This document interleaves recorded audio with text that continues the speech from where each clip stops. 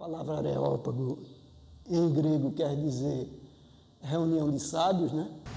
O Areópago era uma instituição maçônica que exercia uma atividade de conspiração para a qual era necessário aglutinar forças maçônicas e extramaçônicas.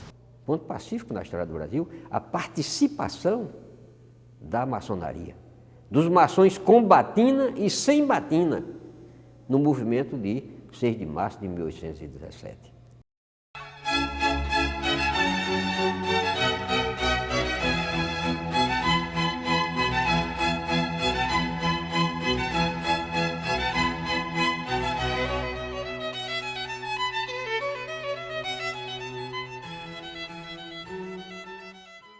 Em 1796, foi construído, foi instalado um centro para desenvolver este movimento de amor à pátria, de fazimento de uma pátria para os brasileiros, com a instalação, com a geração de um núcleo de sábios, ao qual nós demos o nome, a história conhece com o nome, registra com o nome de o Areópago de Itambé. Ele teve esse nome de Areópago porque, certamente, naquela época, a maçonaria era uma instituição proibida em Portugal, e principalmente que o Brasil era uma colônia portuguesa e não se admitia de maneira nenhuma uma loja maçônica. Ela foi aberta com esse nome de Areópago, que a palavra Areópago, em grego, quer dizer reunião de sábios, né?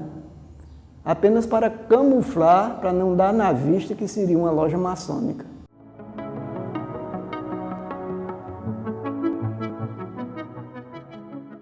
Itambé está numa localização da zona da Mata Norte, do estado de Pernambuco, e divisa com o estado da Paraíba. De fácil acesso, né, ao estado de Pernambuco, devido à sua localização. E Itambé, ela conta a história de Itambé, de início, que foi doada as primeiras terras em Seis Marias. Isso em pleno século XVIII, meados do século XVIII. Mas o que é mais interessante e marcante na história de Itambé é sobre a sua fundação, né? Ela data de 1789, quando foi doada a André Vidal de Negreiros essas terras, devido à sua boa ação na expulsão dos holandeses. Então, ele recebe essas terras e começa a desenvolver um povoado no Engenho Novo, né, conhecido como Engenho Monge. E, a partir daí, a cidade de Itambé ela passa a se desenvolver. Ele ergue a capela Nossa Senhora do Desterro, né, e antes de Itambé se tornar cidade, se emancipar, Itambé pertencia à Goiânia. Depois que ele recebe essas terras, em 1789, mais ou menos por aí, é que Itambé começa a se desmembrar de Goiânia e passa a se tornar cidade.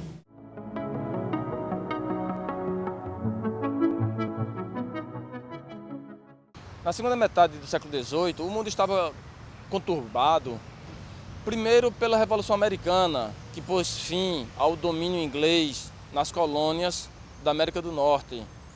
E depois, de forma muito mais universalizante, com a eclosão da Revolução Francesa, em 1791, na qual as classes sociais procuraram criar um novo modelo de gestão da coisa pública e partia então para o fim de uma monarquia e a criação de estados baseados em governos democráticos.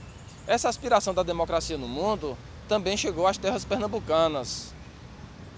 Quando da fundação do Areópago de Itambé, éramos tão somente uma colônia de Portugal e já aspirávamos à autonomia enquanto um Estado nacional soberano. E foram essas ideias que germinaram no Areópago de Itambé.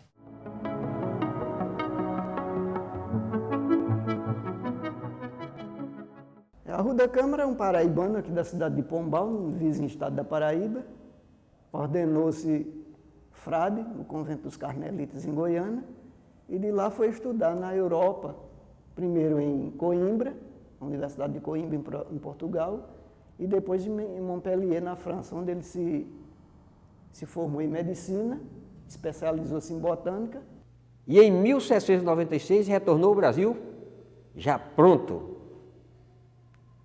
com a doutrina da independência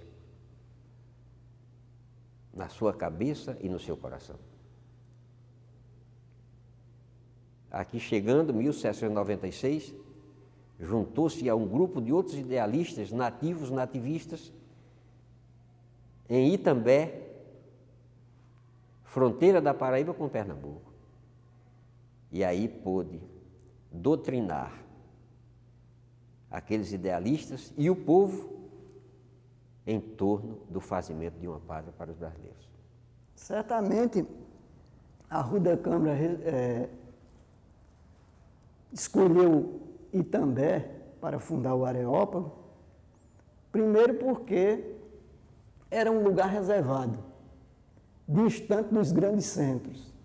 Como a maçonaria naquela época era proibida, não se podia chegar em Recife e fundar uma loja maçônica às vistas dos representantes da coroa portuguesa. Primeiro porque ficava muito reservado, isso aqui ainda não era cidade, era um distrito do município de Goiânia, né? Ficava entre duas províncias, a província de Pernambuco e a província da Paraíba, e aqui tinha um trânsito muito mais fácil, porque aqui era o caminho entre o litoral e o sertão paraibano e o sertão pernambucano.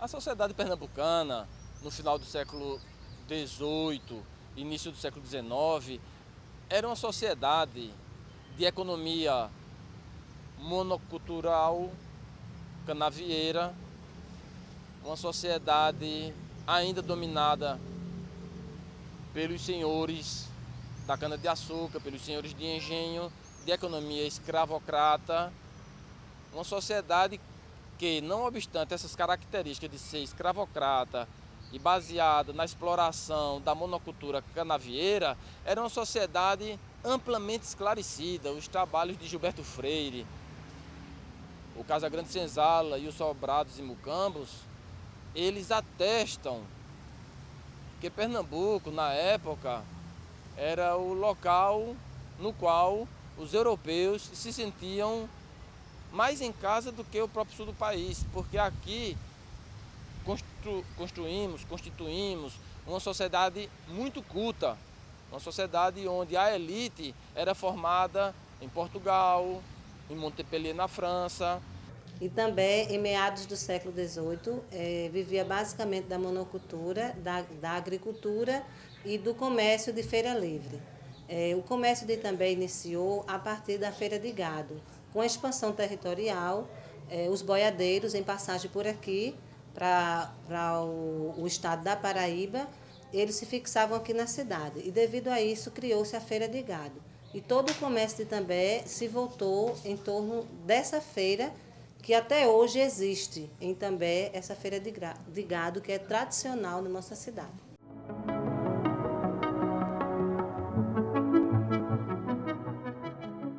Toda a maçonaria naquela época era contra a qualquer tipo de opressão. Então, a abolição da escravatura, que foi uma obra também da maçonaria, que na época era a maior injustiça que a gente podia observar, seres humanos serem tratados como animais. Isso a maçonaria não admitia de maneira nenhuma. A Arruda Câmara foi um dos defensores da abolição da escravatura, porque em uma das cartas que ele escreveu, já quando ele estava em Itamaracá, já enfermo, em uma das cartas que ele escreveu para o padre João Ribeiro, era que quando se conseguisse a libertação do Brasil de Portugal se olhasse muito a questão do negro, porque eram seres humanos iguais a nós e que deveriam ser olhados com carinho para que se tirasse aquelas pessoas daquela situação de escravidão que viviam.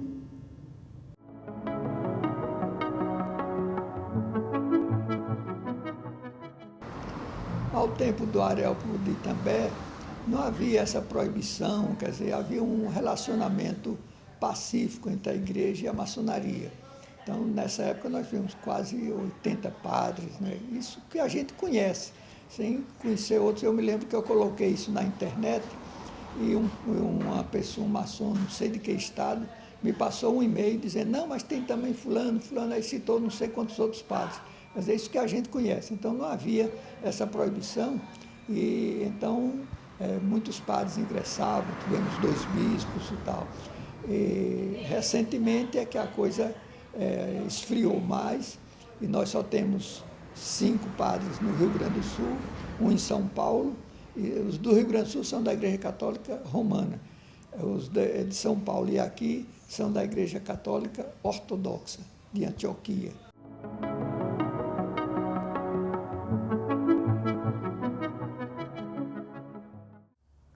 O fechamento do Areópago se deu por conta da coroa portuguesa ter tomado conhecimento que se tratava de uma loja maçônica e que ela estava tomando como base para se fazer uma revolução no Brasil os mesmos moldes de Napoleão Bonaparte na Europa, na França. Então chegou o conhecimento da coroa portuguesa e por isso se mandou fechar o Areópago. Houve todo aquele processo contra os seus participantes e que não chegou a nenhum ter sido condenado por falta de provas, porque se supõe que toda a documentação que existia no Areópago desapareceu. Ninguém sabe como, mas certamente foi para que não se visse de provas contra aquelas pessoas. E os seus integrantes se dividiram em 3 academias, das quais as mais importantes são a Academia de Suassuna e a Academia do Paraíso. A Academia de Suassuna, que foi instalada em terras dos engenhos dos irmãos Paulo Cavalcante, dentro desta academia se produziu uma conspiração de fundo nativista muito forte, muito importante, mas que é pouco estudada porque os seus efeitos foram mínimos no sentido de impacto social. E os seus integrantes foram se envolvendo numa conspiração mais ampla que resultou na Revolução de 1817.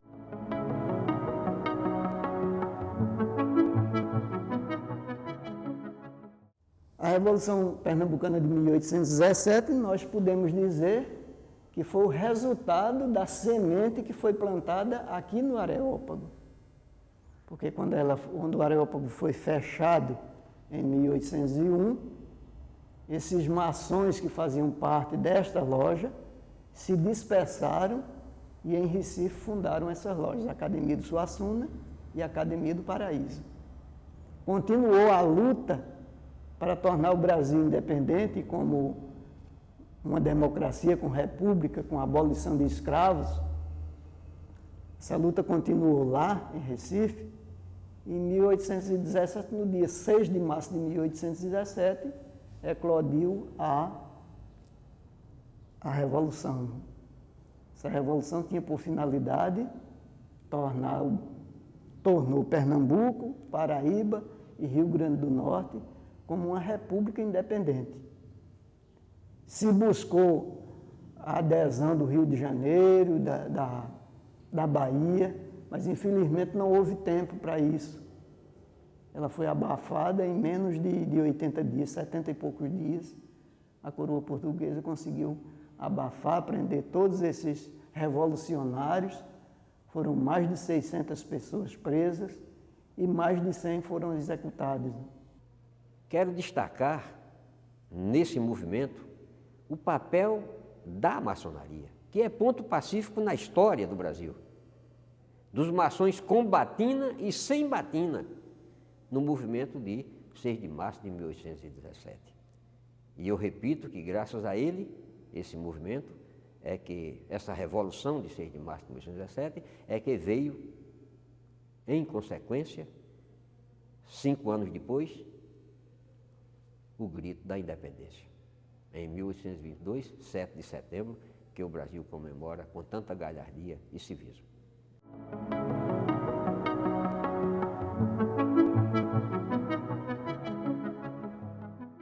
Existe uma polêmica com respeito a se provar a existência do Areópago de Itambé e se ela era realmente uma loja maçônica. Por quê? Primeiro, porque o Sul sempre quis ter o domínio de que a maçonaria tenha começado por lá. Sabe-se que o Sul não quer perder para o Nordeste. E segundo, porque, infelizmente, nós não tivemos acesso a essa documentação da loja. Sabemos que ela funcionava como uma loja nos mesmos moldes das que funcionavam na Europa. Porque essas pessoas que vieram para fundar o Areópago, principalmente o Arruda Câmara, ele veio de lá da Europa, ele tinha todo o material, todos os ideais, porque ele foi iniciado em uma loja regular na Europa. As pessoas, às vezes, querem que a gente apresente documentos como carta constitutiva de uma loja, como estatutos de uma loja, como outros e outros documentos que são exigidos hoje, que naquela época, primeiro, não existia essa documentação que a gente está falando que existe hoje nas lojas maçônicas. E segundo, porque não se podia chegar num cartório e registrar uma loja maçônica. Porque se era proibida a maçonaria no Brasil, como era que a gente podia fundar uma loja naquela época e ir no cartório e dizer, eu quero registrar um estatuto de uma loja maçônica que vai funcionar em Itambé? Seria a mesma coisa que assinasse uma sentença de morte. A historiografia, em relação à condição maçônica do Areópago de Itambé, está dividida em duas posições, que são as seguintes. Por um lado, os historiadores, geralmente do Sul, afirmam que o Areópago de Itambé não era uma loja maçônica no sentido regular, no sentido de ter sido criada com uma patente emitida por uma potência maçônica. Os historiadores de Pernambuco, eles afirmam que o Areópago de Itambé era uma loja maçônica cujas atividades estavam abertas para não maçons, na medida em que a principal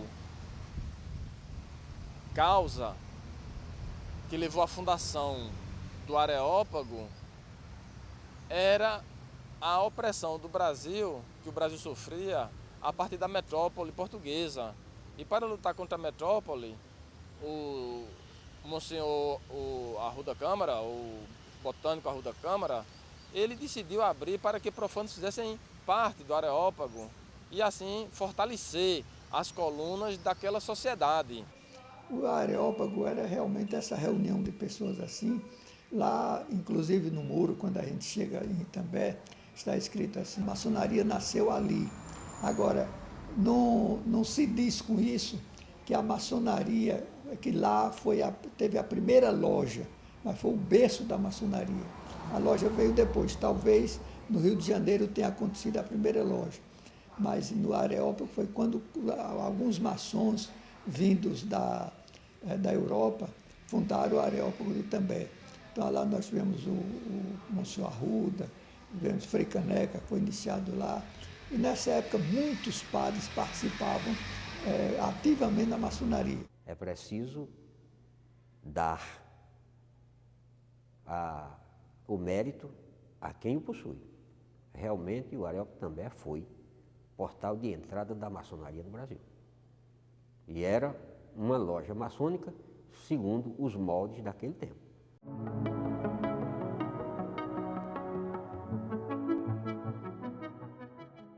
A reabertura do Areópago se deu em agosto de 1980.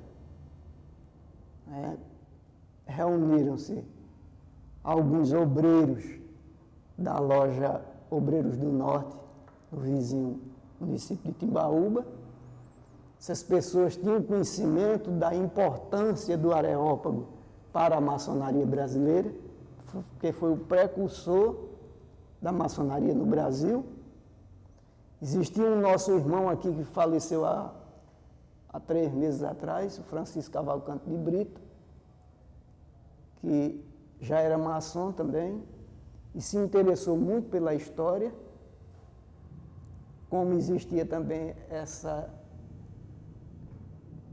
essas pessoas em Timbaúba que também davam muito valor à história do Brasil, e eles resolveram reerguer as colunas do Areópago de Itambé. Que é uma loja maçônica, nós dizemos que ela nunca se extingue, ela apenas adormece. Né? E por contenção de despesa, nós passamos a nos reunirmos na Casa de Farinha, que essa Casa de Farinha pertencia, ou ainda hoje pertence, ao nosso irmão Francisco Cavalcante de Brito, já falecido, mas a Casa de Farinha continua sendo dos herdeiros. E nós passamos a nos reunir lá porque precisávamos fazer a contenção de despesa para construirmos o nosso templo.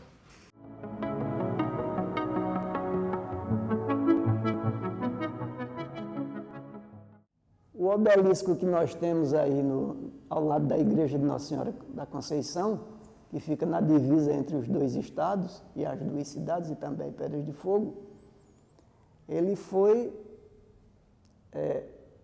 erigido ali pelos os historiadores, como Oliveira Lima, né, que, sabendo da existência do Areópago de Itambé, quis deixar um marco ali, porque já não existia mais a casa onde funcionou a loja, né?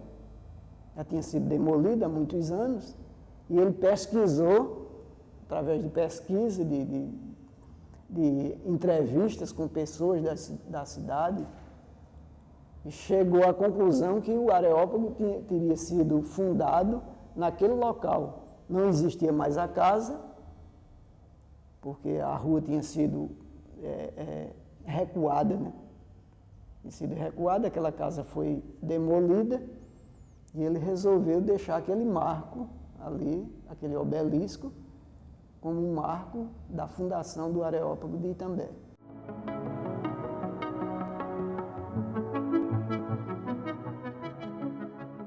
Itambé continua um marco dentro da maçonaria brasileira.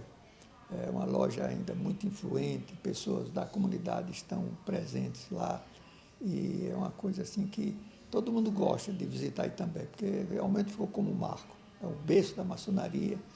E Pedra de Fogo, que é a vizinha, né, é a mesma cidade com 2 nomes, né? Itambé, e a tradução Pedra de Fogo ficou a outra cidade.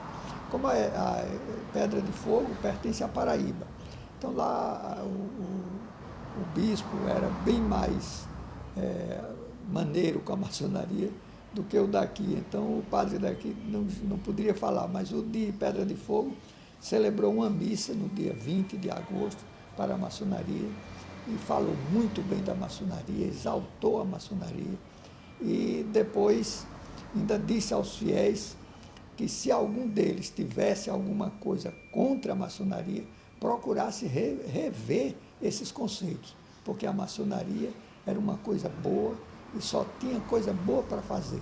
Então ela só ensina o bem e quer o bem das pessoas. Então nós dizemos até que o maçom hoje ele é um pedreiro que não constrói muros, não é? Porque o muro separa, né? O maçom de hoje ele constrói pontes, que a ponte une as pessoas. A maçonaria existe para fazer o bem. O mal na maçonaria, nele nem se pensa. A ordem maçônica existe só para fazer o bem. A maçonaria não é uma religião. A maçonaria não é um partido político. Mas só ingressa na maçonaria quem tiver uma religião. Quem estiver ligado com Deus. Quem não ama a Deus sobre todas as coisas, não ingressa na maçonaria. Tem a porta fechada. Ingressam aqui somente os que amam a Deus. E quem ama a Deus, ama o próximo.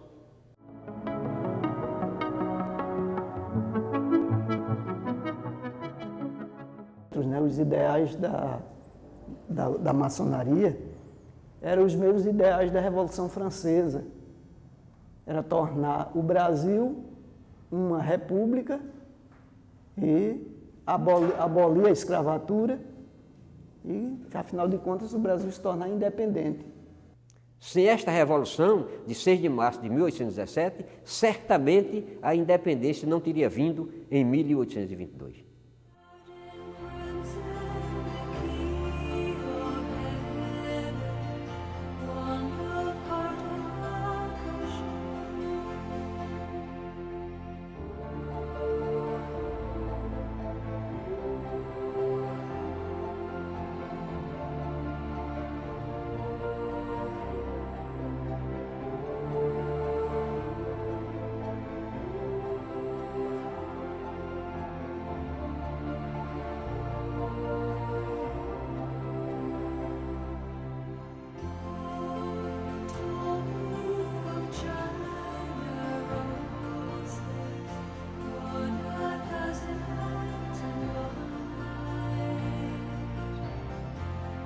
Last picture, the end.